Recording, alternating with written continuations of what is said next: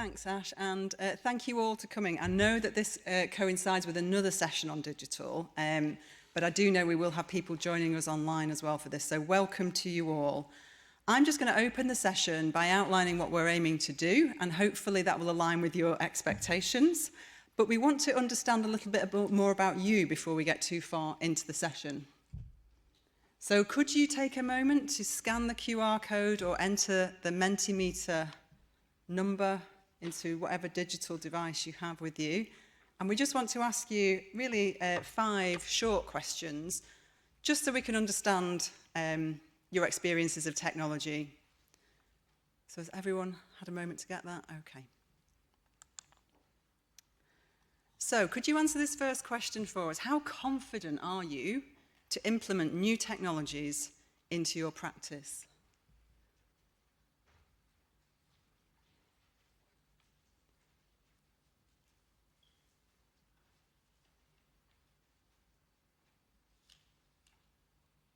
Okay, brilliant. So some of us are pretty confident, others are not necessarily that confident, but everyone has maybe tried. No one's never done it. So that's really useful to know. Thank you. Next question. Are you using any forms of technology at the moment in your practice?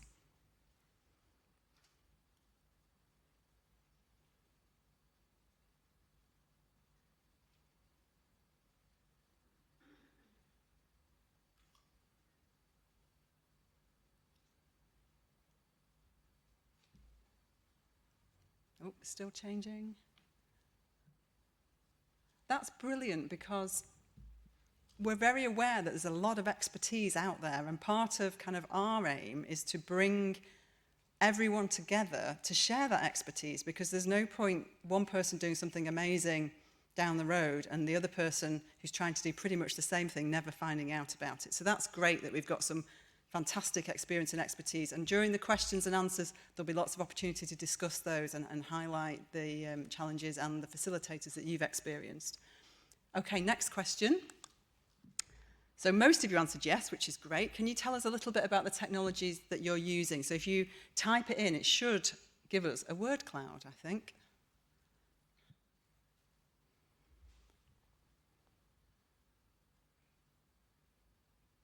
Or not. Unless they're very long names. Oh, here we go, wonderful.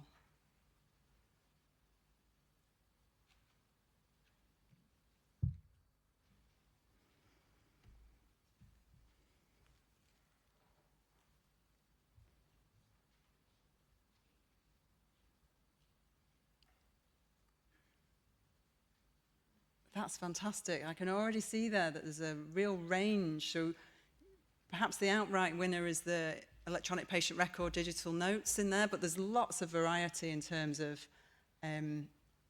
HoloLens, virtual reality, Speechify apps, lots of different forms of technology, which is great. That's really helpful to us to understand again, and shows again that diversity of experience and expertise in the room. Okay, and so, as many of you answered yes, can you just type in anything that has made getting those technologies into your practice that bit easier? I don't think it's ever easy, but if there's anything that you found that made the whole process that little bit easier, please just take a moment to type it in, and it should come up in the word cloud.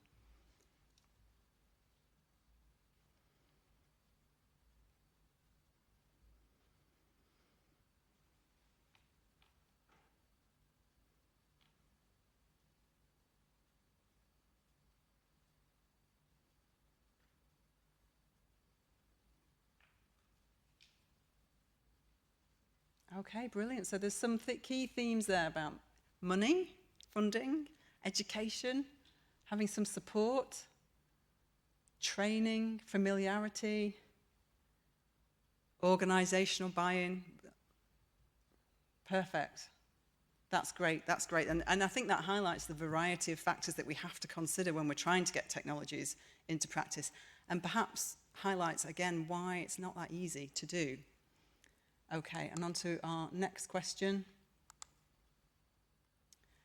Okay, if no, So if you're not using any technologies, and I appreciate that most people in this room are, or if you are perhaps using them, but you've encountered some barriers and challenges, now's the time to just type those in so we can see and understand some of the struggles. Or if there's something that's completely put you off using a technology, now's also the time to put that in.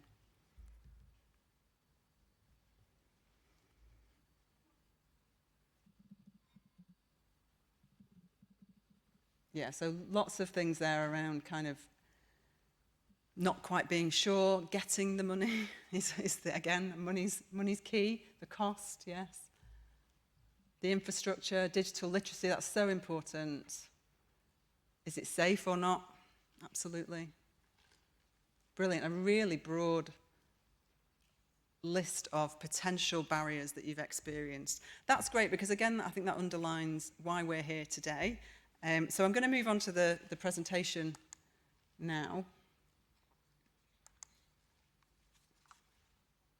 Okay.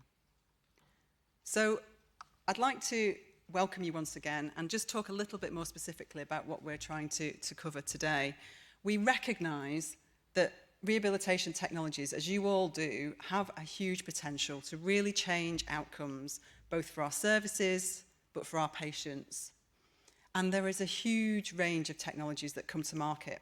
So, for example, there are at least 250 apps for health that are released every single day. So it's bewildering. There's just such an array out there. It's difficult to know which ones to choose, which ones are appropriate, which ones are effective, which ones are safe for our patients. But the challenge that we have is all of these technologies, all of this endeavour and effort to develop technologies is worth nothing if we can't get them into our practice to use them. And so our patients can't benefit because they simply don't get access to them. So today, what we're trying to explore is a little bit around maybe making some of that transition to adopting technologies a little bit easier. We're going to talk a bit about the process, and we're going to use some real-life examples where people have overcome different challenges and barriers to implement something and really highlight the benefits that they've brought to their services and their patients. And ultimately, what we'd like you to leave with is some ideas of some practical tools that you feel you can use in your practice, so when you go back to work on next week and you want to implement a certain technology or expand your technology implementation, you've got some tools in your toolkit to make that a little bit less painful. So I'm going to just start by setting the scene. I work a lot in research of clinical technologies, and I would argue there is a huge evidence practice gap. The research is researching lots and lots of different technologies, but when we look at practice, there isn't that much being used. And I'm going to highlight that to you today so you can kind of see the gap before we move on to speak to our speakers. So what we decided to do is to look at the evidence that was out there. So we selected systematic reviews of different forms of technology, and we did it in my particular area of interest, but it could be any area really, but particularly the upper limb after stroke, because that's an area that I'm particularly interested in, and is also an area that's particularly rich in technology options. We then compared that to practice, so that was a survey that was conducted at about the same time that we finished the systematic reviews, the review of the systematic reviews, to try and categorise what was happening in practice, so what technologies were being used and what people were doing in practice. So I'm going to talk you through those findings briefly. So what did we find when we looked at the evidence? Okay. So what you have to remember here is that these are not single studies, these are systematic reviews. So each of these reviews that we've got listed there will be of several papers. And as you'll see, some were quite large number of papers, some were quite small, but they're not the first studies that have been published, these are the reviews. And we can see really that the leader of the pack at the moment is virtual reality. So we're going to use that as our critical example today. This is a graph of when those virtual reality systematic reviews were published. So right at the far end is 2001, and then 2022 is at this end here. And you can see the first paper was published around about, the first systematic review was published around 2007. And there's been a kind of a uptick in activity, particularly in the last sort of 10 years. Within those systematic reviews, there was a broad range of the numbers of papers that people included. So the average was about 20. So 20 individual papers in each of those reviews. But there was a range. Some people only had 3, but others had much more, 87. So there's a lot of research endeavour gone on here, a lot of publications in general on virtual reality for the upper limb after stroke. Let's have a look now at practice. So our survey was completed by 122 respondents, some physios and some OTs. And what this graph shows you is how frequently they used virtual reality in their practice to rehabilitate the upper limb after stroke. And what you can see here is that less than 20% of the clinicians who responded to our survey used virtual reality. So most people never used it or didn't have access to it. So on one hand, we've got all this evidence that's coming out saying you should use it, it's effective. On the other hand, we've got the fact that we can't get it into practice. And that really highlights to me the importance of bridging that evidence-practice gap. Because if we don't bridge that gap, it comes at a cost. It comes at a cost to our time, because we're doing things maybe not in the most efficient ways. That affects our service. But ultimately, and kind of what underpins most of the research that I do, is it actually means our patients aren't benefiting from the outcomes that they could gain from using technologies as part of their rehabilitation. So if we can bridge this gap, if we can start to understand how to get these technologies into practice, we hopefully will be able to transition from the research into seeing with our patients and ultimately improve the outcomes for those individuals. So this is what we're aiming to do today, to support you to be able to successfully implement a piece of technology or technologies into your practice. So without further ado, I'd like to hand over to our first speaker today, who is Sarah Sparks, and she's going to talk to you about her experiences of delivering tele-rehabilitation in local exercise groups. Thank you.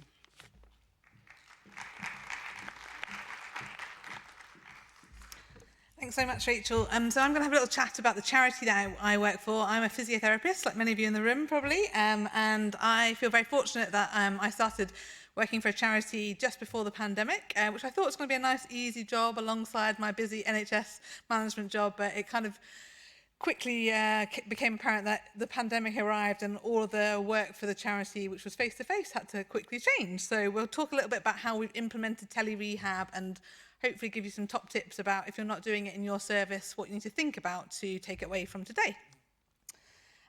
So as I said, prior to the pandemic, we were delivering as a charity face-to-face exercise groups and education sessions for people with neurological conditions.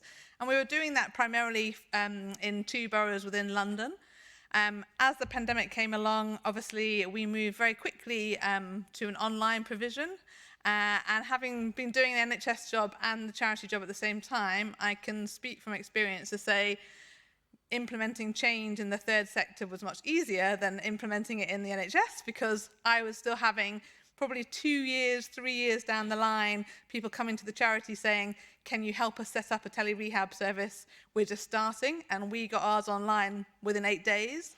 I know I feel I'm quite fortunate, so I don't want to make it sound easy, because I know there's red tape and barriers, but I think it's really important to say it is really accessible. And a big thing that the NHS managers like to hear is it's obviously very cost effective. And what it showed us in the pandemic from our participants, from the wide range of neurological conditions, was that tele-rehab worked, it was effective, we could get really good impact and outcomes, and we now run a hybrid service where we have kept our online delivery and gone back to face-to-face in other parts of the country. So, yeah. So thinking about what we do online as physiotherapists as part of the charity, we will go through medical screening as the first port of call, because all of our first delivery is primarily exercise. And we're trying to think about just screening those people out who are cardiac kind of concerns. We use the ACSM kind of pro forma and the PARQ Plus kind of questionnaire as a bit of a guide, but we're very conscious that we don't want to overload the GPs, so we're not referring everyone for medical clearance for safety for tele-rehab. We have kind of a protocol around that. Obviously online you don't get the luxury of doing a hands-on assessment, but I think that's made me a much better clinician. And for those of you who've done assessments online, I think it really enhances your functional ability to screen movements and look at the kinematics of movement and drill that into your rehab prescription. And I think you can make your assessment much more patient-specific in front of you. And as part of the charity, we don't have the luxury of doing a lengthy assessment. This is meant to be a movement screen to get people into the right ability class. So we're really looking at kind of in thinking about our movement patterns, utilising them as outcome measures, and shaping the kind of participants' goals around what they want to do, but also what we offer as a charity. We look at what their environment is at home, thinking about their setup, how they're going to give us the best view as a clinician, and that's not perfect. We send them out manuals about thinking about how they can do that, so they've got some prompt sheets with some photos, and we utilise the tele-rehab really from the assessment to think about some baseline photos where we can then go away and analyse it in a bit more detail, some snaps of their movement, so short video clips through the platform. We use Zoom. And that was really the choice of platform at the time of the pandemic. One, because people were using it socially with their friends and family, so we thought as an accessibility point of view, we wanted to go somewhere that was a bit easier for people who might have more complex kind of cognition and language needs, and also the RCSLT recommended it as like the most accessible one from a aphasia point of view. So we've stuck with Zoom, and that's been kind of useful for us, but I'm also conscious that that's not easy in the NHS, and you'd be able to do the same thing on many of the platforms that are available through private practice software and kind of Microsoft Teams. And then proms and prems, I don't need to go through massively, but obviously we gained some data to try and think about as a charity. We're looking at impact, but we send people electronic forms. So on the Medimeter, we were talking about digital records and having just pre-populated kind of embedded forms that can easily go out in a template, makes our job much easier. And then we do lots of education and signposting from that initial assessment. This is a range of classes that have been created online, and we've really tried to think about creating an active, like, neuro-empowered community.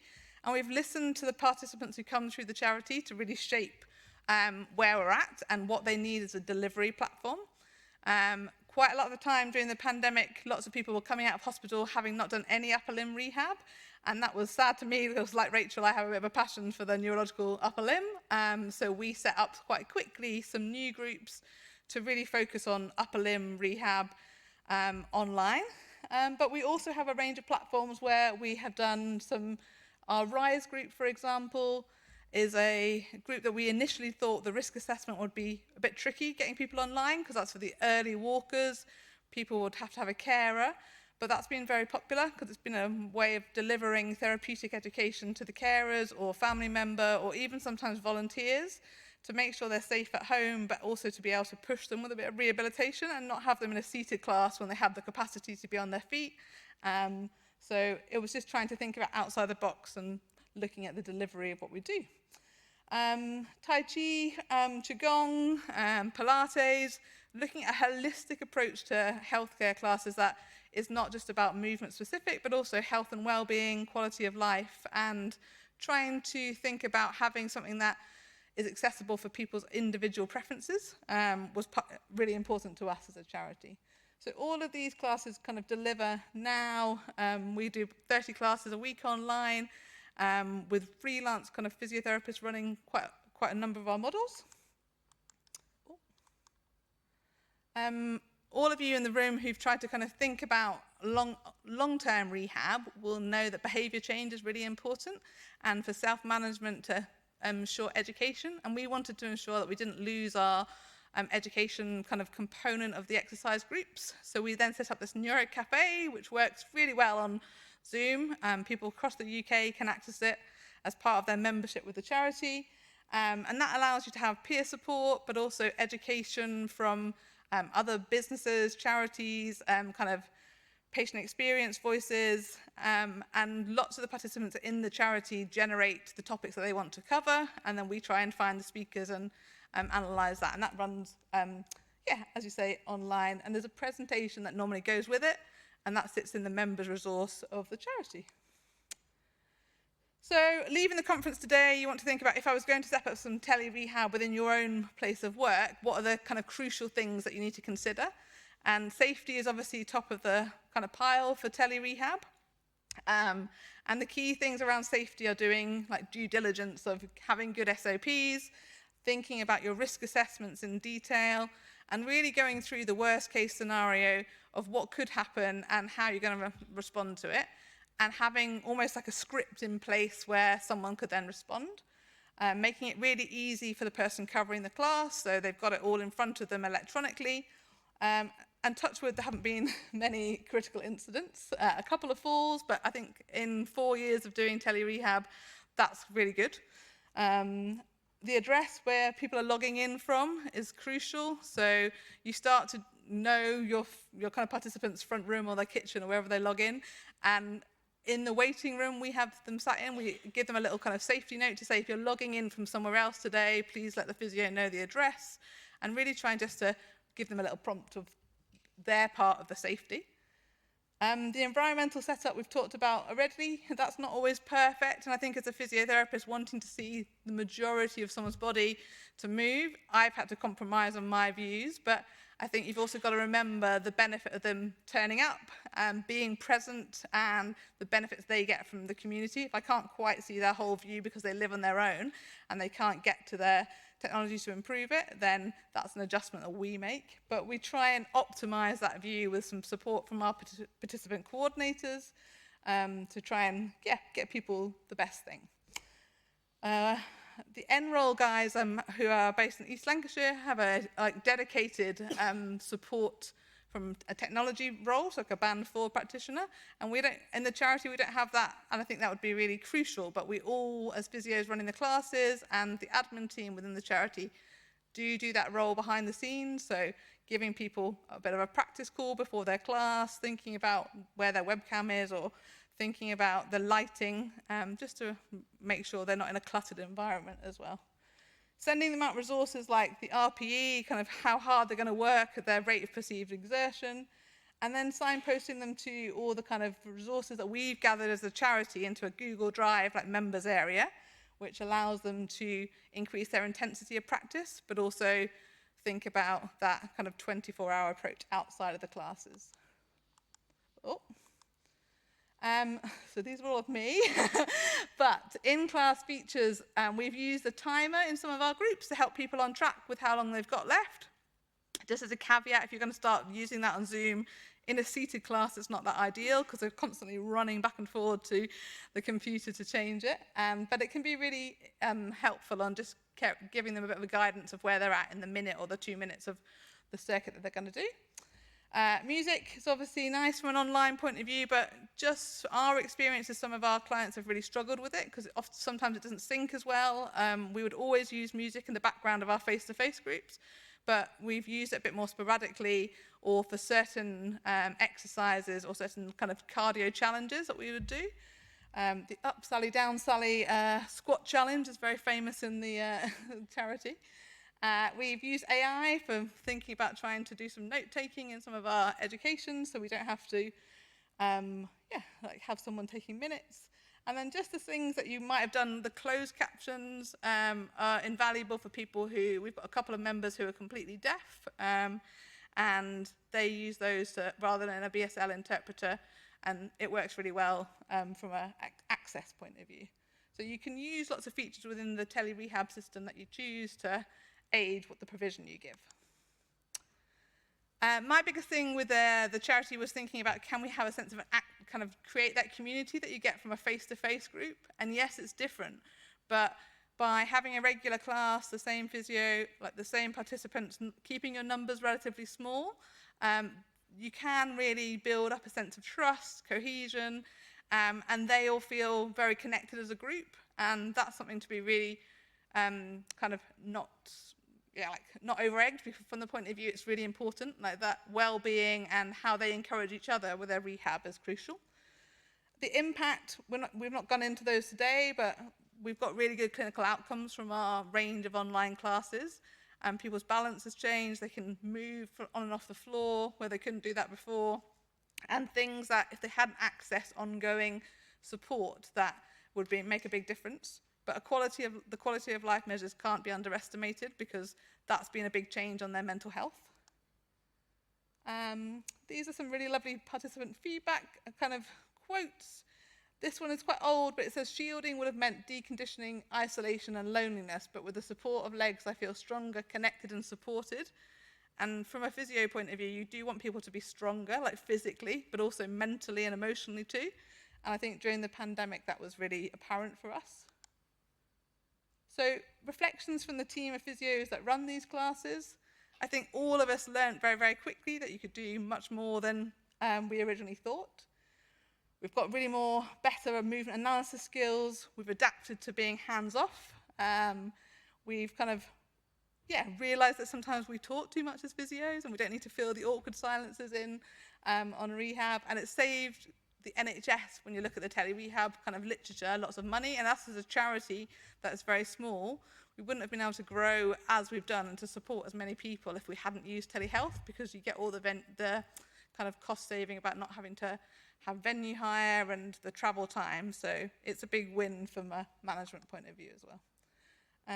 Hopefully this is going to work, but this is Paul, one of our participants, who had 3 strokes as a result of having COVID, and he's done over 3 years of online rehab. So the adherence rate to exercise is really good. Offers not just physical support to people who've had strokes, but emotional and social support.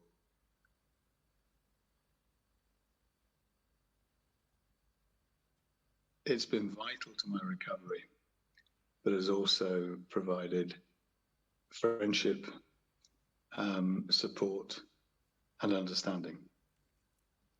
And that's nice as well, isn't it? From an online point of view, he's got friendship out of it, he's got lifelong support for his rehab, and felt really connected.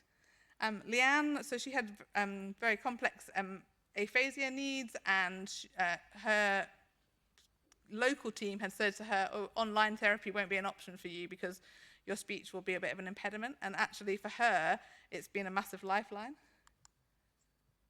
I think the routine of it, which is, I know it sounds really boring, but actually I have 3 classes a week, and actually it's reassuring, I suppose, that they're there. So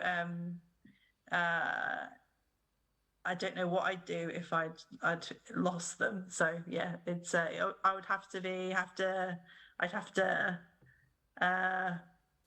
I would be lost.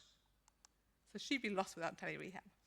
So thinking about just recommendations to take back to your workplace, be open to technology, really review that emerging evidence. Like Rachel showed, there's so much being published regularly, so keep abreast of it in your particular field.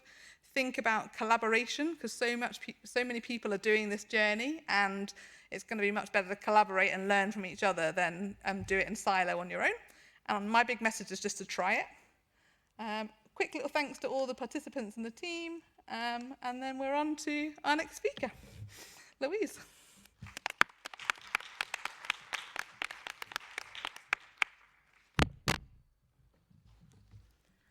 Hi, my name's Louise Jackson, and I'm here to present a project that I've done quite recently, embedding stroke technology in stroke rehab. And this was a community-based project, which we've now transferred into the inpatient setting as well.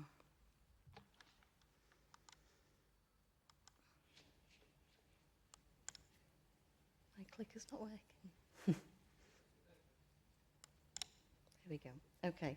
So this presentation is going to explore how we kind of use funding that we got from a national stroke team and use that within the NHS to do a 12-month project embedding different technologies, including wearable devices and apps, into our stroke team. I hope that I can demonstrate as well how it can be used in other conditions outside of stroke. So very briefly, where the funding came from this, because I am NHS-based. So the National Stroke Team offered you the chance to bid for some money, I suppose, and you had to not just go and say, I want more staff, because obviously we could say, I want 4 more physios and I could deliver this many sessions. So it was to get us close to the integrated community stroke service model, which is more of an all singing, all dancing ESD and community integrated model, but you couldn't necessarily apply for more staff for the 12 months. So we had a good kind of thinking exercise about it, and we thought we would like to try and embed some technologies to try and increase our intensity and frequency of rehab within the team. We did sneakily ask for a member of staff. So we did ask for a band 4 tech support, so almost a therapy assistant role, but their main role is just to support with the technology side of the project. And luckily we did get that through. So we got £66,000 for this 12-month project, and it was in regards to buying the technology and the apps that we needed, and also the band 4. Now, my biggest mistake came, because this is my first big project, is that I didn't put in any project management hours. So if you are going along this route, please think about your project management hours, because I ended up just kind of doing that as part of my clinical role as well. Okay, so we knew our baseline in Liverpool and South Sefton was 1 to 2 sessions a week, which was nowhere near what our stroke patients needed. So we've not had any kind of uplifting in funding in the community for a very long time, but the number of strokes increased year on year. So we knew our number of sessions over like a 5-year period had gone down, and we were down to like 1 or 2 sessions a week, which was not enough. So we wanted to know this project, so people using technology and having a tech support would increase overall dosage of intensity and frequency of rehab, but also evaluate that role of the tech support and hopefully make it a permanent post within the team. So these are some of the things that we had. So we had the wearable things, devices. So we had the Sabo One Stim, which is electrical stimulation. And then we also invested in some Sabo Pro Stim, which means we could do some functional electrical stimulation as well. We had Grippable, which is gamification for hand and upper limb rehab. We had Tap It, which is, you can buy that on Amazon. It's you can use it as a balance exercise. So red, yellow, green, blue, they'll light up. You have to press them, or you could use your feet to touch them off, or you could use it as a memory game as well. And then we also did a bit of work around what apps we might use.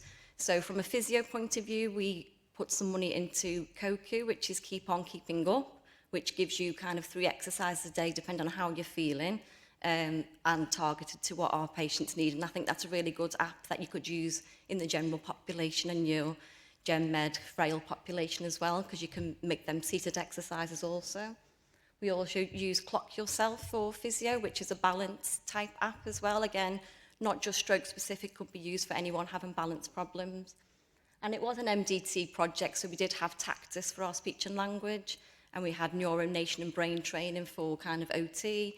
And we also looked at kind of web-based browsers, so for vision, there's things like iSearch, hazard perception type stuff for our drivers wanting to return to driving. And also we use My Stroke Guide, so people could access that for health and wellbeing reasons as well. So after the 12 months, so this started in March 2023, and we moved to March 2024 where we evaluated it. We did see that we were able to offer more intensity and frequency. So how it worked was we'd do our normal face-to-face sessions at home, and I might see a patient and then think, oh, actually, they would really benefit from using Grippable for their upper limb. Then I would ask our tech support to go and implement that almost immediately, so the patient didn't have to wait another week for me to come out. I referred, and then he picked them up, and then he would, depending on their needs, so obviously with our population of stroke, their capability, if they've used tech before, and their motivation, he would support them either with face-to-face sessions or set them up and then give them almost like weekly phone calls or a couple of phone calls a week to see how they were getting on. Some of the things like Grippable, you can see how much the patients used it, and you can often see that on apps as well. And Grippable's really good at showing you the reps as well. But other things like the wearable devices like Sabo, One Stim, we did ask them to do a paper diary, just see how often that they were using it. We found that we were able to increase our capacity and demand, so people who were doing well with their kind of tech rehab, we could then maybe move other staff into our more dependent patients who needed increase in sessions face-to-face, so we were able to use that really positively. We found that our intensity of rehab and minutes and frequency went up. Our clinical outcomes improved, so we had baseline data for what our RMA scores would normally be across our demographic, and we found that they improved with the people using tech. Now, I'm not saying that technology did that by itself. Obviously, they increased their intensity and frequency, so that was probably a compounding factor. And obviously, this was not a research project, it was a quality improvement project, but we did see some RMA scores improve. I'll show them a bit later on, and our stroke impact scale improved as well.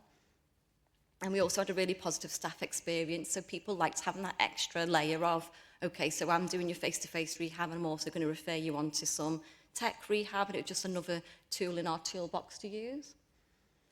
And it was really good to see it helped with our digital inclusion. So a lot of our population hadn't maybe used tech before, but introducing them to tech in this way allowed them to maybe then explore using the NHS app or using GP online, or, you know, doing a bit of internet shopping. So we were just building their confidence, and digital inclusion is obviously really important because it's how we're heading as a nation as well, with things moving online.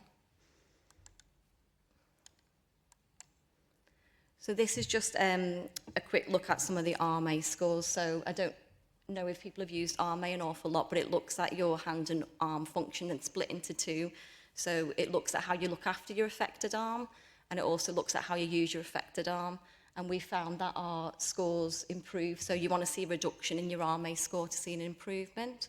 And we found that people using the tech had a more of a reduction in their RMA score compared to our normal baseline. And like I said, we're not saying that was all down to technology, but the ability to increase people's rehab allowed that to happen. Other things to consider, so we were quite lucky that we already had a digital deprivation map in Liverpool that was already done by the ICB, so we did use that. And Liverpool is quite a socially deprived area, and we knew that people wouldn't all have Wi-Fi, and some of these things did need internet. So we did invest in some SIM cards for our tablets that we were using, so that allowed us, for people who didn't have internet, to give them internet to use as part of their rehab, so they could access it as well.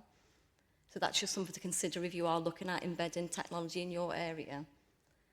And we also found that the tech support role was invaluable. So when we've tried to get apps in our team before, like during the pandemic, or just having a little go, we found that it doesn't take off. If you haven't got someone there championing it or being the expert in it, it's a bit hit and miss. So we really found the tech support valuable, and the patient knew who to contact, so they knew, oh, I'm having a problem with my grippable device, I need to contact my tech support, and they had that number, and because that was his only role, he could get to them quite soon. They weren't waiting weeks and weeks to get the tech sorted out again.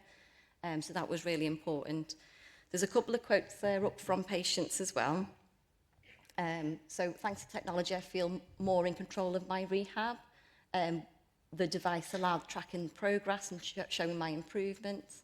I'm motivated to stay on track with my recovery. So a lot of the apps, you know, will move you up different levels, and patients like to see those that they are doing better day on day, or they want to beat the time it took them last time. So that competitive nature of what the apps offer was really positive as well. And just one thing I did want to add there as well is what was really important to us was our demographics. So we looked at our normal stroke demographics, so our normal age range, male to females, and we wanted to make sure that we weren't excluding anyone on this tech project. And when we looked at who did actually use the technology in part of this 12-month project, they did match, which was really important to us. And it was successful, and that person now is in post full-time, and we've been able to then look at embedding this in the inpatient setting as well. So we are just trialling a tech support in stroke inpatients at the moment, which is also going really well. That's due for evaluation May next year. Yeah.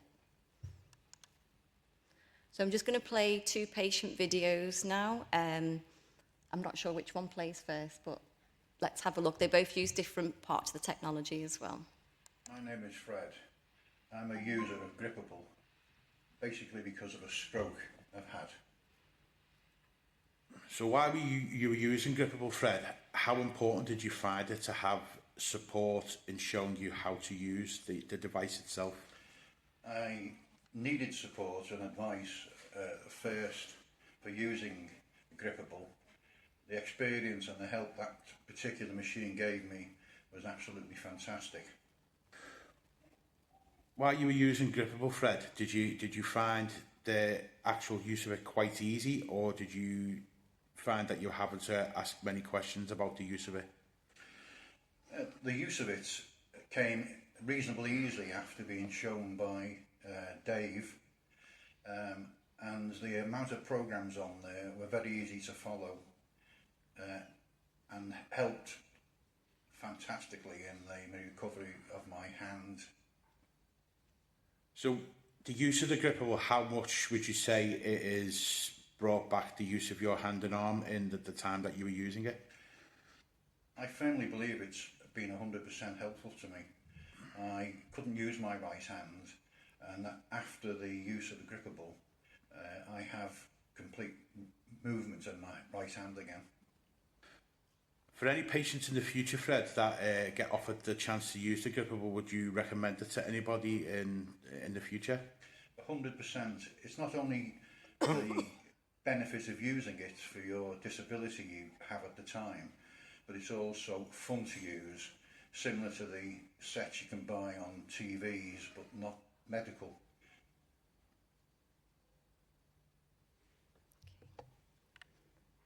And we'll hear from this lady. Since my stroke, I have been using the Sabo Sim 1 to stimulate the muscles in my hand and arm. This has worked tremendously well, as I now have a lot more movement in my hands and my wrist. So Brenda, how easy have you found using the Sabo Stim? Extremely easy. My daughter does help me put the Sabo Sim onto my arm and wrist, and it lasts for 1 hour and then will switch itself off even. Another question for you, Brenda. Have you needed much support while you've been using the Sabo Stim? The community therapists who I have been assisted by have called once a week to check on how I am improving with the Sabo Sim 1. And they have given advice when needed, and I have found their support extremely good. Just one more question for you, Brenda. Would you recommend the technology that you've been using to any other patients that may be thinking or being offered it in the future? I would definitely recommend this to another stroke patient, as I have found it very easy to use, and I have found it beneficial. The only thing is, I would love to have been able to use this sort of technology on my leg, which was badly affected by the stroke. Fortunately, my leg, on its own accord, decided to improve itself, which has been fantastic, and I've had such great support from my local community technology group. Okay. And then just to finish off, I'm happy to share my final report of my project with anybody who wants it, but it does break down the cost and the value for money there as well. So, for example, Grippable, which Fred talked about there, for us to deliver the amount of minutes that he had, would have, him combined with Brenda and everybody else on the project, it would have taken, 2 to 3 full-time member of staff to deliver that, where we've done that with just the technology. So we've got the minutes written out and how much cost saving that can help with as well. So I'm happy to share my final write-up of the report. And I think that is it. Yep. Thank you. We're just going to pause for 2 minutes and just take any questions for Sarah and Louise. We will have a chance to ask more questions at the end, but we didn't want you to have to keep them in your heads until right at the end. So are there any questions? Oh, crikey. One there and one there, I think. If we take those 2, and then we'll move on. But please do keep your questions till the end, because we will have a chance for discussion. Hi, I'm Becky up from Devon. We've been running a group virtual rehab project with the ICS QI funding, which it sounds like might be similar funding. We've also found that the tech roles seem to be a role that's going to emerge in the future. I was wondering whether you've explored what JDs look like, what the support structure for those roles needs to be. I think it's going to be a growing field, a growing type of a role. Yeah. Yeah. Louise, do you want to start and then Yeah. Sarah? So, yes, that was where I was a bit naive when I took on the project, because obviously you get given 12 months and you think, oh yeah, I can do that. But that was probably the first stumbling block, was trying to get a job description ready for the Band 4 tech support. Now, we did have a little bit of link with the Enroll project in South and Lancs, which was really helpful. And we were able to speak to our HR and kind of find a job within that family. But the actual job description that went out was quite generic. It wasn't... it probably read more about like IT support, but then within the advert we spoke about how you needed to have stroke experience. And we have found, if you look at maybe like Enroll in Lancs and South Cumbria, and also we've got that now in Cheshire and Mersey, the people who are successful in those roles tend to have a therapy or a therapy assistant background, because it's not just about being able to use the technology, it's about being able to teach the people with the difficulties to use the technology as well. So I think, like you are right, it is emerging, but most trusts, because I know Countess of Chester are doing the Cheshire and Mersey Enroll, they do have something you can kind of marry it up with, and then you just need to make your job advert quite clear that it's to be working with patients as well. But I think it's definitely something that needs to develop across the NHS, and hopefully there'll be more job descriptions that we can share. But I'm more than happy to kind of share the one that I used. Hi, shall I ask mine? I'm Ali Aries from Keele University in Wolverhampton. Great presentations, thank you very much, and well done for everything you've achieved. I think it's fantastic. My question is, there's a lot of positives there, but I wonder whether there have been any negatives at all, and you haven't talked about the issues really about not being able to get the hands-on stuff done, and whether you found that there were any concerns, for example, like the grippable, were they doing lots of flexor work, and did they still get the extensive activity, etc.? Yeah, so I suppose just taking the first part of your question about our face-to-face visits, is that what you mean? Not having the same amount of face-to-face visits? What I'm trying to say is, when it's, I mean, obviously you'll have some face-to-face, I know, with some of the setups, but, yeah, you know, you're saying that a lot of the work was done through the telerehabilitation, and, you know, you can't do the hands-on, so you don't really, I mean, you might be able to observe what they're doing, but as a neurophysiotherapist, you know, I'd be itching to know that they're doing it correctly, and I'm just wondering whether there were any drawbacks at all that you found. Okay, so I'll go first on the grippable. So all our patients undergoing it would have had face-to-face, ongoing face-to-face with the normal team, plus the tech support going out, so we would have been able to see any increase in tone or tonal pattern changes. Grippable's quite good at letting you see how many reps the person's done, and they can send that in via email daily, so we can get daily reports, and with that we can kind of marry up, you know, we can guide them if they're doing too much kind of flexion work, or they're doing too much prosupination and they're complaining of pain in that area as well. We didn't have really any adverse effects from grippable, only I think there was one patient which we fed back to the company that they felt, because it's like a wee device that you squeeze, that they felt it was pinching the skin in there. But other than that, we haven't had any adverse events with that. Sabo one, the electrical stimulation, like again, no adverse effects, just a couple of patients didn't like how it felt, and one of them linked kind of feeling nauseous and migraine to that. So we just stopped that immediately. We did speak to the company and they didn't say that there was any link to it, but we just kind of went with what the patient said and came away from that. I'm just trying to think of any other negative outcomes we might have had. And with the charity one, yeah, were you doing face-to-face as well, or no, not? Because it sounded like you weren't. No, so our assessments are online, and for many people in the UK who aren't near London in our face-to-face groups, we never see them face-to-face. So it was a big culture change, but I think that's really important. I've just done 3 days on the Stroke Ed upper limb course, and lots of the message there was about intensity of activity and exercise and taking your hands off to try and empower people to learn, and your role as a coach. And I think the tele-rehab really upskills you in being able to try and coach and adapt exercises and get them to feel it. Whereas sometimes as neurophysios, we're probably all a bit guilty of doing some nice facilitation and taking that control away from their movement. So I think you can see it as a positive. Yes, it's an adjustment. And for some people, we would do some education with their family members to try and improve the alignment of their reach to grasp, or we'd set up a slide sheet underneath and try and improve it so it wasn't as kind of a tonal, not quality movement. It's a shift in culture, really. Okay, thank you. Bit of a balance there, I think. Thank you. So if you can hold any more questions until the end, I'm now very pleased to introduce our next speaker, who's Dr. Catherine Jarvis, who's going to introduce you to Vera.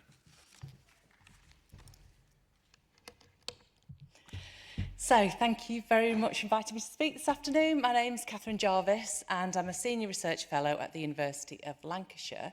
And I think my talk's going to take a slightly different kind of view on technology than maybe the people before. So what I'm going to talk to you about today, as you can see from the slides, is thinking about developing and implementing a piece of digital technology. And it says the Vera experience because the technology is called Vera, and I'll kind of come to that a little bit later. But you can see the image of Vera on the screen. So you can just hold that for a minute so that you know what I'm vaguely talking about as I kind of move through the rest of the slides. I realise that lots of you probably aren't, well, you might all be thinking about developing some new technology, but I'm expecting that quite a lot of you aren't. But I think what's happening now is developers are coming to us as clinicians and asking us for our opinion on technology. And I'm hoping that what we've kind of been through will help you if that happens, as well as maybe thinking about technology in a slightly different way. I am speaking on behalf of the whole Vera team, and it's quite a big team. I didn't say that, did I? So the starting point for Vera was a hackathon. So a hackathon is where a group of people get together with a clinical problem, and they try and come up with a solution. So at this hackathon, there was clinicians, researchers, and developers hanging around in the background. And the problem that they were given was to try to increase the intensity of therapy on a complex rehabilitation unit at the Walton Centre. It was based at the Walton Centre in Liverpool. So that was the problem that they were given. So that's kind of on this diagram. That's the clinical challenge. But alongside that, there was a wish to increase self-management within this intensity as well, and to ensure that whatever was developed was personalisable for individual patients. So there was quite a lot of requirements. So the group got locked away for the time of the hackathon, and at the end of that time, they came up with Vera. So Vera stands for Virtual Engagement Rehabilitation Assistant. Nearly lost it there for a moment. At the end of the hackathon, Vera did win the people's vote. It didn't win the manager's vote because it cost money, but it did win the people's vote. So we've got this idea of Vera. It's got some kind of, some sort of guidance of what it's going to look like, what it's going to do. But there's still miles and miles of gap between that and where it needs to be at the end. So what we did at that point was we pulled together the people that had been at the hackathon, grew the team a bit more, and went through a co-design process. So the co-design process is this Bird et al. One that we use broadly. I've simplified it a little bit for today because I've only got 13 minutes. But the essence of it is that we went through these kind of stages. We framed the question, framed the issue, thinking about sharing and generating ideas and design, data analysis, and then thinking about what would be needed to translate this Vera going forward. And what I'm going to do is talk through those 4 sections so you get a feel of what we did in each of those sections. So, framing the question. So the very first part of this, what we did was, obviously at this stage, we'd only had researchers, clinicians, and the developers hanging around, but we hadn't spoken to patients as stakeholders in this. So that's what we did first of all. We went to the Walton Centre. We did speak to staff again, but we also spoke to patients and carers to try and get their views about what this needed to be, what did Vera need to be. From that, we ended up with a great big huge list of wishes about what, what it could do, and there was a lot of blue sky thinking, and that was great, that's what we wanted. But we still had to bring that down and prioritise it. So that was all prioritised. We kind of divided it into what was essential, what would be nice to have, what we probably would never get to, but, still important. And at the end of that process, we ended up with a design brief. Now, I would say to you, if you ever get to this point, make sure that design brief is so clear.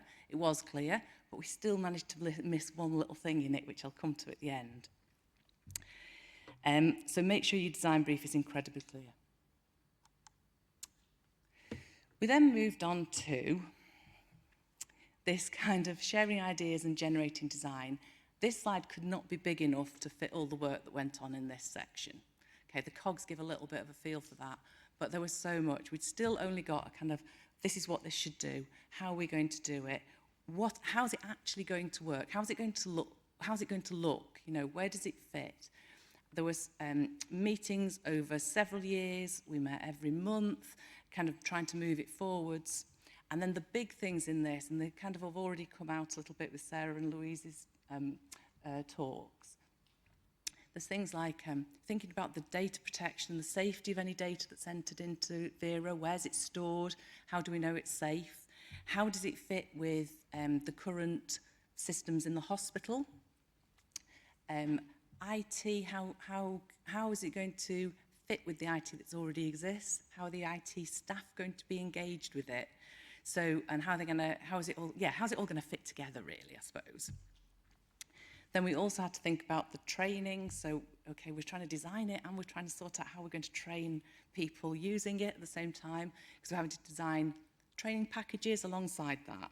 So there was a huge amount to kind of cover in that section. It's worth saying we did underpin all of this work. I'm not going to labour this point, but we did underpin all this work with an implementation framework. And I know that Helen's going to come to implementation frameworks a bit later. We used the NAS framework, which is a very catchy title, if anyone's not come across it before. So it stands for, I have to read it because I can't remember it, non-adoption, abandonment, scale-up, spread, and sustainability.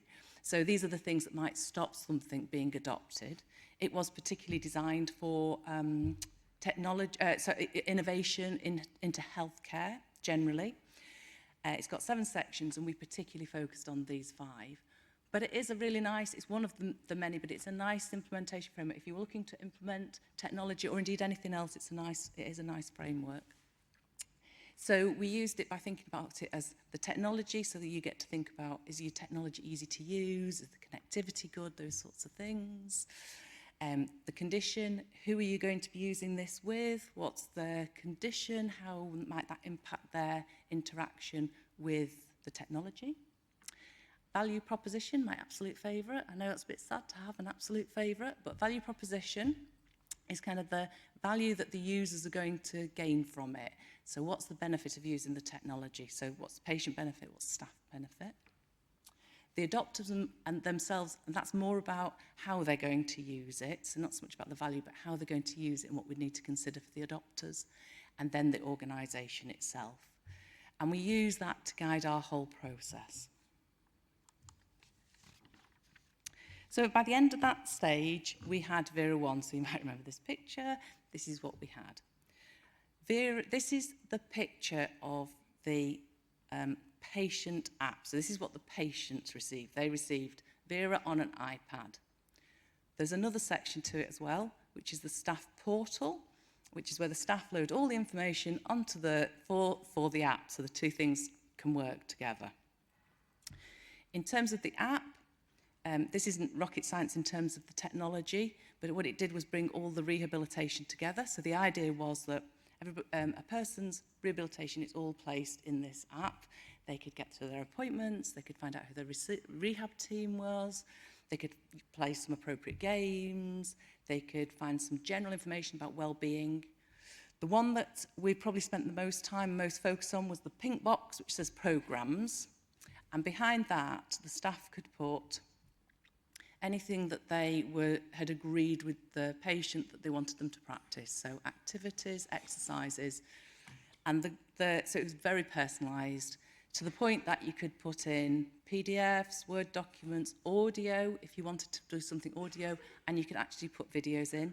So you could video the person themselves doing the exercise and then put that in for them to see rather than somebody else doing it. So it was very personalisable. So we then evaluated. So along with all those cogs that we did before, we also planned an evaluation. And we wanted staff and patient perceptions about acceptability mainly of Vera. We were at that kind of stage.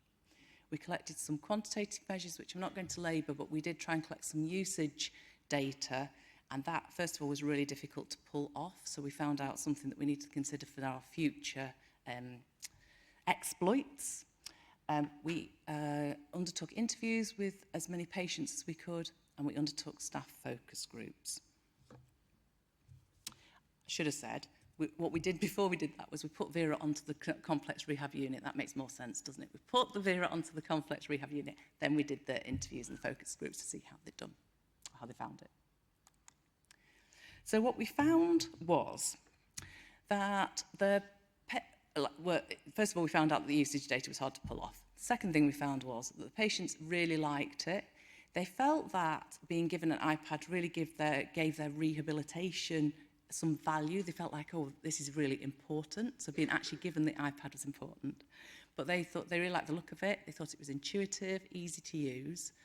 They were very frustrated that there wasn't enough resources on it. So whilst there was lots of facilities on that iPad, it wasn't being maybe used to its full potential. So then we did the focus groups and we got to understand a bit why. And what we found was that the staff portal took a long time. It was more complicated to put everything in. So whilst the app looked great, the portal was quite complicated. Another thing that's cropped up was the staff reported how important the champions were. So again, this isn't just specific to developing an intervention. This is just putting interventions into practice generally.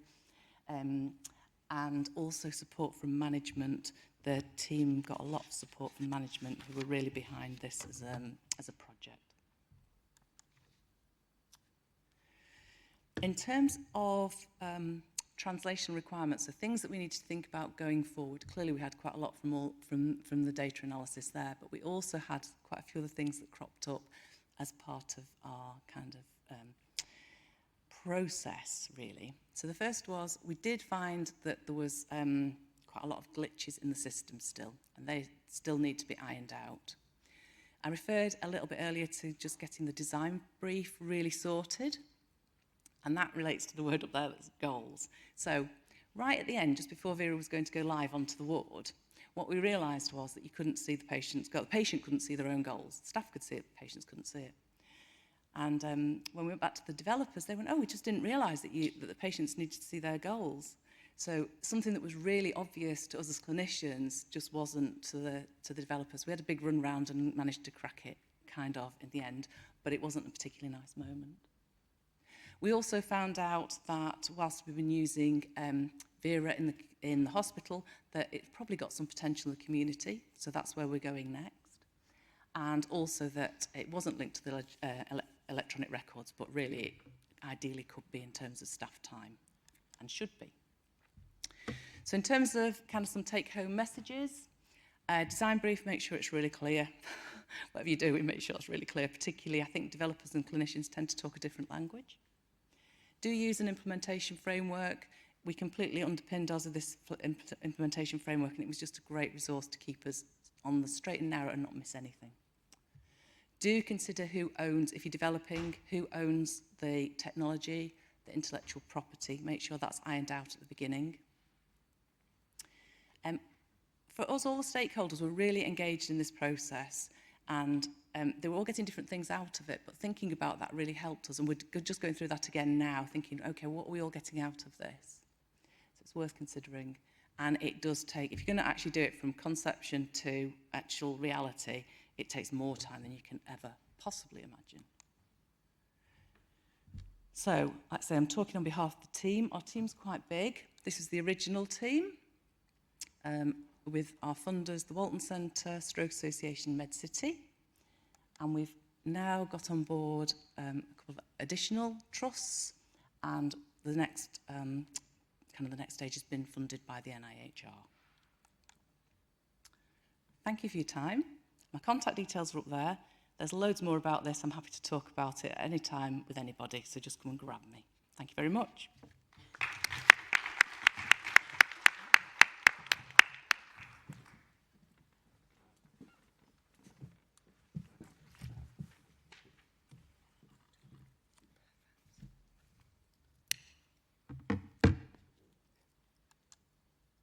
Okay, so my name's Helen Gooch and I'm a research assistant on the DARE research team at the University of Lancashire. I'm also a neurophysio by background. Both Catherine and Rachel, our chair, also sit on that DARE research team, so I'm really presenting this afternoon on behalf of the whole team. So whilst we've heard about people actually using DHTs in practice and also thinking about developing DHTs, what I'm trying to do for this final part of the session is to bring together some learning that we've been working on around implementing digital health technologies in practice to hopefully be able to support people who are thinking of embarking on a project, or maybe to support those people who are already in a project but are maybe hitting some challenges with that. So as Rachel's already said, we know that digital is really big within healthcare, and certainly within rehabilitation. Digital health technologies have got the potential to transform our rehab and transform those patient outcomes. But we actually also know that very few DHTs are actually used long term within services. So a lot of services will maybe buy technology and use it for a short period of time, and then we can all think of that bit of tech that got put in that cupboard, but at the back of the cupboard it's not going to help us transform those rehab outcomes. So the work we've been doing as part of the DARE research team, we've completed a range of research activities to try and better understand the factors which influence implementation and adoption of technology. So we've completed 3 different types of review. So the first review was looking at the models and theories of DHT adoption across a range of healthcare settings. The other 2 reviews were much more focused towards neuro rehab. One of them was looking at how we're using behaviour change within digital technologies, and that was focused on stroke rehab. And then the third paper was looking more at some of those different implementation models that Catherine had mentioned, how those were being used to support people to actually implement technology. And the behaviour change and the implementation reviews have both been published, and the QR codes are up on the screen. The 4th piece of work we've done around this is a large interview study where we've been trying to understand the experiences of a range of different stakeholders and their experiences of either implementing or trying to implement digital health technologies. And the next few slides are just going to focus on that interview study. So we use several different methods to recruit a wide range of stakeholders that we were going to interview. We firstly recruited 10 NHS sites across the UK. Unfortunately, we couldn't get a site in Ireland, but we did manage to get sites across England, Scotland and Wales. This gave us access to NHS staff, so clinicians, service managers, IT teams.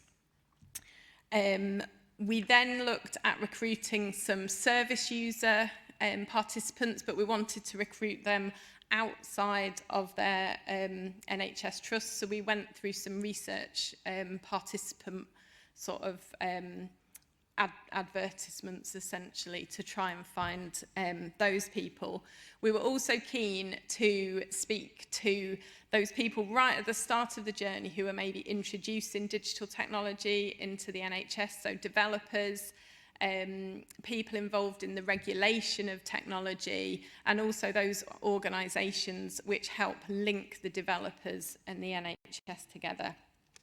And in total, we interviewed 48 different stakeholders, the range of which is shown on the slide. So we did want to focus across a broad range of rehab. As you can see, we have got quite a predominance of neuro rehab within the group of stakeholders that we talk to, but we have also got representation from other areas of rehab. We were also keen just to find out and summarise the types of digital technology that people described using. This can be quite challenging because there's no sort of classification system that's recognised for digital technologies, and people refer to digital technologies in different ways. So this is just how we've chosen to summarise that. But as you can see from the pie chart, the nearly half the people we spoke to discussed using apps, either with or without some sort of sensor. So the sensor might be something like the grippable, which was often attached to an app as well. So the interviews were all transcribed, and the data was analysed using a technique called constant comparison. We developed codes from the interview data, and from those codes they were brought together in themes. The key themes revolved around the roles of the stakeholders, the processes involved in the implementation process, and then there was a really big theme around the sort of barriers and facilitators to implementation.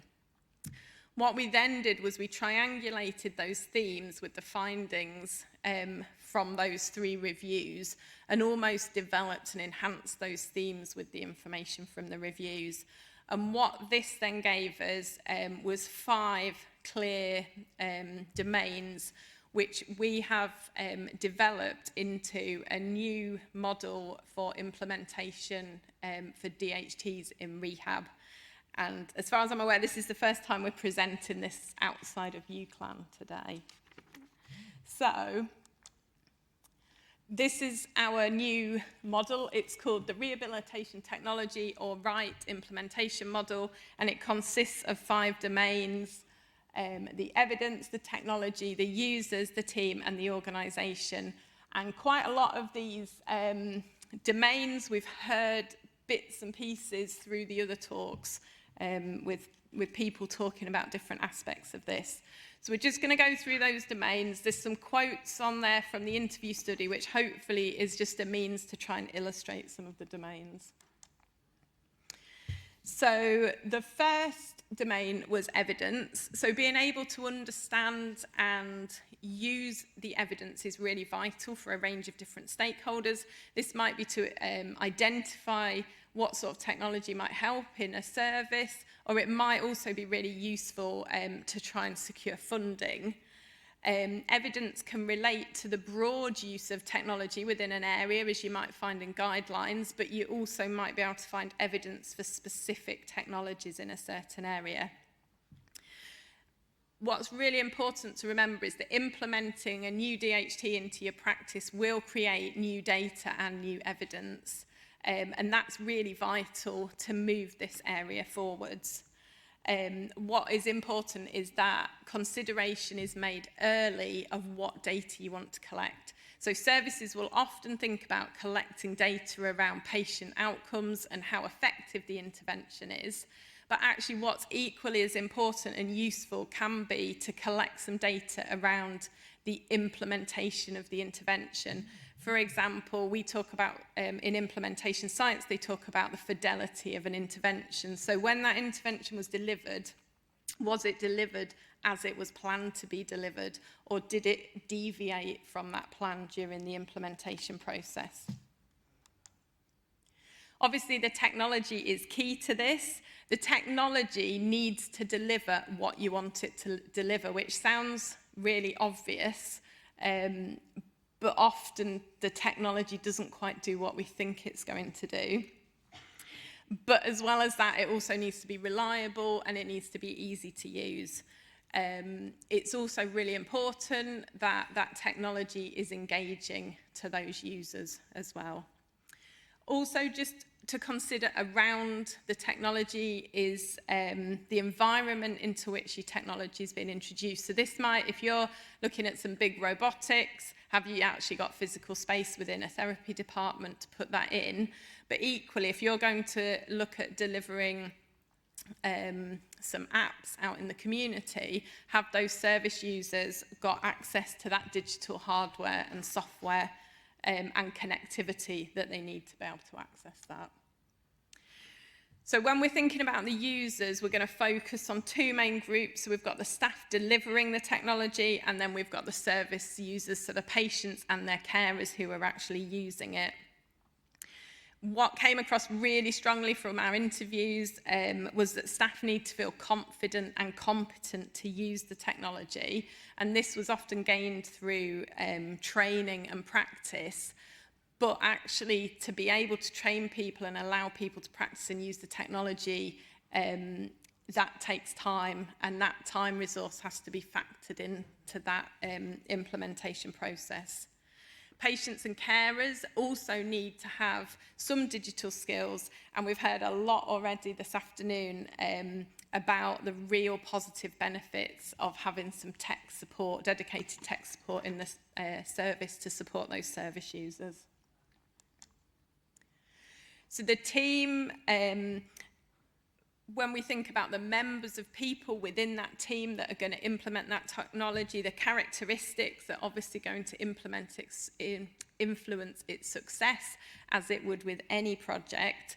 Again, some of my colleagues have already mentioned this, but the use of champions who can either formally or informally promote that technology with their peers was considered really valuable. We also had really strong messages about the need for support, really good leadership for projects. So that's the project, the sort of project lead to be a good leader, but also to have good support in place from higher management. And then finally, we've got the organisation. So consideration needs to be made if you're going to choose to implement some technology. Is your organisation ready for change? Is your plan for implementation, does it fit with the priorities of the service? What was also key, and I think this came out quite strongly on the Mentimeter at the start, was to have really good working relationships with IT within the trust. And then lastly, it shouldn't be underestimated how complex some of the processes are that you need to actually go through as part of the implementation process. So things like information governance process, procurement processes, and it's about having a really good understanding of those processes in the organisation that you're wanting to look at doing the implementation in. So what the model creates is really a list of factors for consideration when implementing digital technology in rehabilitation.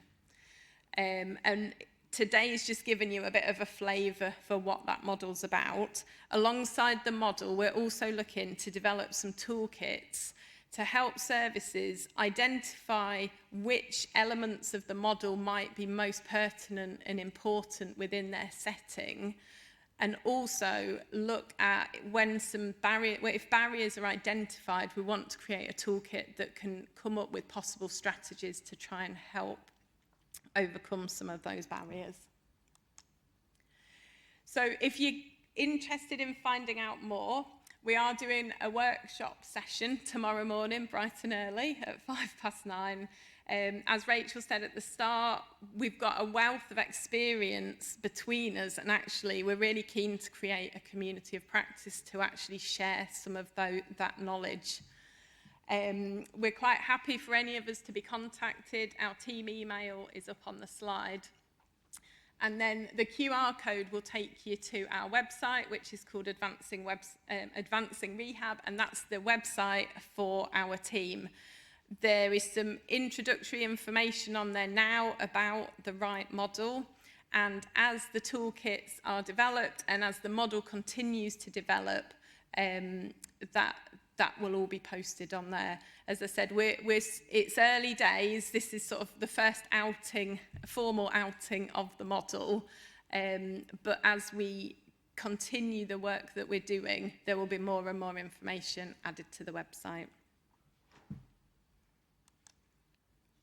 Okay, I'll just hand you back to Rachel.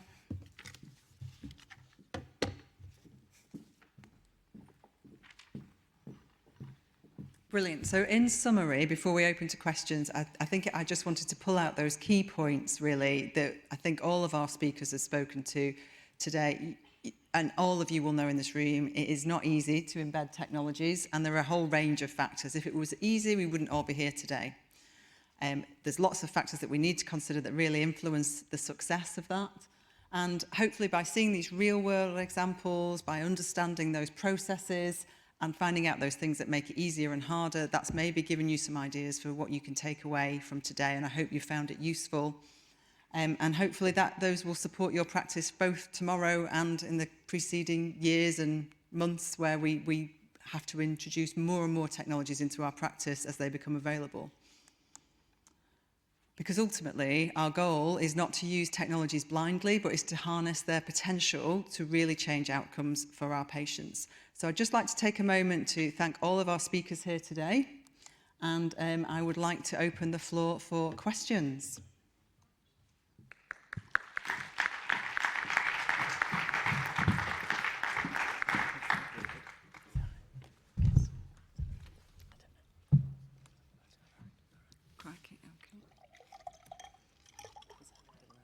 She's going up top. Oh.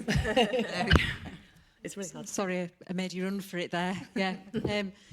Thank you, panel. My name is Rachel Young. I'm a researcher at Sheffield Hallam University with an interest in rehab technologies over there. Unfortunately, I had to miss about half an hour of your session today, so I do apologise if this was addressed whilst I had to pop out. But I was just wondering about your screening processes for looking at suitability of patients and the use of technologies, and how we fill the gap for those patients who might not be able to engage with them. Thank you. Sarah, do you want to? You did touch on that in your presentation. So we do some medical screening for the participants to look at the intensity of exercise and if they're kind of stable from a medical point of view to engage in moderate to kind of higher intensity rehabilitation. And obviously we use the kind of American College of Sports Medicine guidelines for that, and also the PARQ Plus form. So that's more from a medical point of view. And then previously in the NHS, we've done some work around apps and technology, and really trying to then support like the screening of that with the speech, making it IDT. So really thinking about, is the kind of communication and cognition, like an access of their kind of literacy level, good enough to use the app to a successful level? So that's kind of from my point of view. Don't know if you've got anything to add.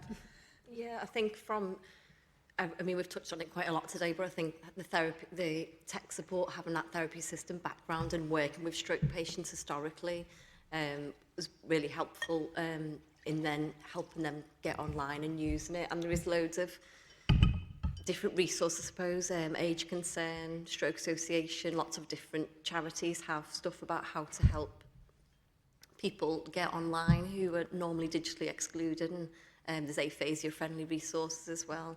But I definitely think again, just going back to the tech support, having a therapy background is really useful for our patients. Brilliant. Thank you. Thank you both. Any other questions? I think I did see a flurry of hands. Hi. Hi, my name is Ivan. I'm working with Valkyrie Industries. We're developing functional electrical stimulation and digital tools for using functional electrical stimulation for stroke patients. So first of all, thank you very much for your talks. My question is on iterative approach to development. Like in software, usually, like you said, you go to patients, you ask first, have focus groups, you ask what they want, you then create something, you go back to them, you let them try, you understand that you need to change things, you go back, you change this, you go back, you try again, and it happens several times. Obviously, with stroke patients, you need to, it's difficult to get access to them. It's difficult to get ethics to try it with stroke patients. So for me, questions for you, what's your suggestion for access to patients and how would you do that? What's the best approach to that? Thank you. I'll give my best shot. Okay, so I completely agree. This is a bit of a challenge. I think from several bits of work, both with DARE and through Vera, I think it is about getting that collaboration early on so that you can, so there's clinicians in that group and that is available. I think that getting the ethics is a challenge, and we did get ethics for ours, and I do think for the Vera it's been a bit slower than we would like, so we haven't been able to do that iterative process quite as quickly as we would. And funnily enough, we were at a meeting yesterday talking about it. I think it's thinking carefully about what needs to go to ethics and what is an initial discussion about, you know, have a look at this and see what you're thinking, rather than this is a full-fledged study. And I think trying to really map that out and understand which, and that's what, for me, that's where that co-design process is helpful, thinking about, well, what am I doing? Am I framing the question? Because some of that's getting the ideas to start with, or is it when we're evaluating it? Because like you say, if you're going to do a full study, it takes quite a while to do it. You have to get the ethics and you have to do it, analyse it. So I share your frustration with it. But I do think that that collaboration is just going to be key, because otherwise we're kind of working in slightly different spaces. And to make it kind of flexible and iterative, I think that's needed. That answers the question, but that's my take on it. I think I would just add to that you know, we should always factor in that we reimburse the patients for their time, because they are experts, and clinicians actually. I work with a number of clinicians where people go out and go, we just give this a try. That's taking up their time, and then, you know, physios are wonderful. We're always happy to do things, but it is taking their time to do something else. So, you know, we have to think about how we can sustain that, and one way is by providing them with payments to do that. And certainly for patients, we always use the NIHR guidance to know how much we should be paying them, and making sure they're definitely not out of pocket for travel expenses and things like that. So it's never cheap. Sorry, I was just going to say, now when I was saying clinicians, I didn't mean that you were talking just to the clinicians. I was assuming they would be the gateway to the patients. Sorry, just realised I hadn't said that. Could I just add as well on gateway to patients? So both the Stroke Association and then up and down the country, there's ISDN, so Integrated Stroke Delivery Networks in each area. So there's Cheshire and Mersey, there's Greater Manchester one locally here.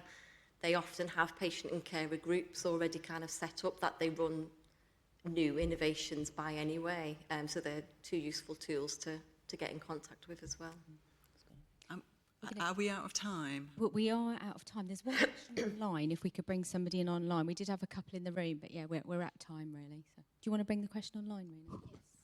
Thank you. Some excellent presentations there and some lovely comments coming through on the feed. So there's a question around just opportunities for physiotherapists to develop technology skills, and a hackathon was mentioned. So I suppose there's just a question there about what opportunities are there available for people to develop their technical skills, digital skills.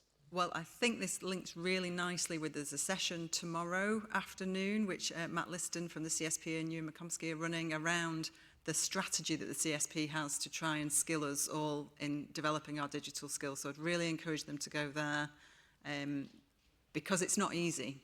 You know, it isn't easy. And I think technology should be easy to use, but sometimes they're not. So I'd encourage them to go to that point. Anything else? I haven't got anything. No? Okay. I think if you're all happy, I'm aware that we do probably have to vacate the room, but I'm certainly happy to hang around outside. So if you didn't get a chance to ask your question, we're more than happy to chat just outside the doors there. But I'd like to thank you all for your attention. And again, I'd like to thank our stellar speakers who have given us a really good insight into the world of technology and rehabilitation today. Thank you all.